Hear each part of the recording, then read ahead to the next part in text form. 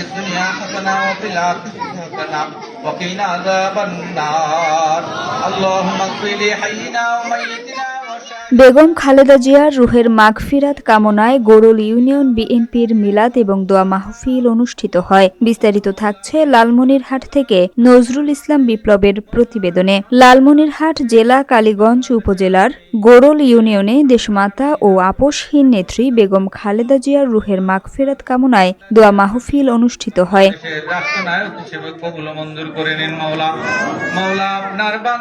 বাংলাদেশের স্বাধীনতা, সার্বভৌমত্ব ও গণতন্ত্র রক্ষায় অঙ্গীকারাবদ্ধ আপসহীন দেশনেত্রী বেগম খালেদা জিয়ার রুহের মাগফিরাতের জন্য এ দোয়া মাহফিল অনুষ্ঠিত হয়।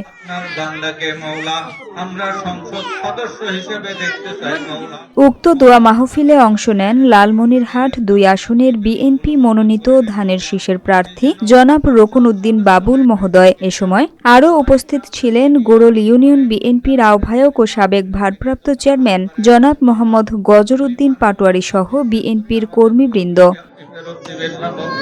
দয়া করে আমাদের নুনাজারিগুলিকে কবুল ও মঞ্জুর করে নিন মাওলা। সাল্লাল্লাহু তাআলা আলা খায়রি খালকি মুহাম্মাদিন ওয়া আলা আলিহি ওয়া আসহাবিহি আজমাইন আমিন বিরহমাতিকা ইয়া আরহামার রাহিমিন।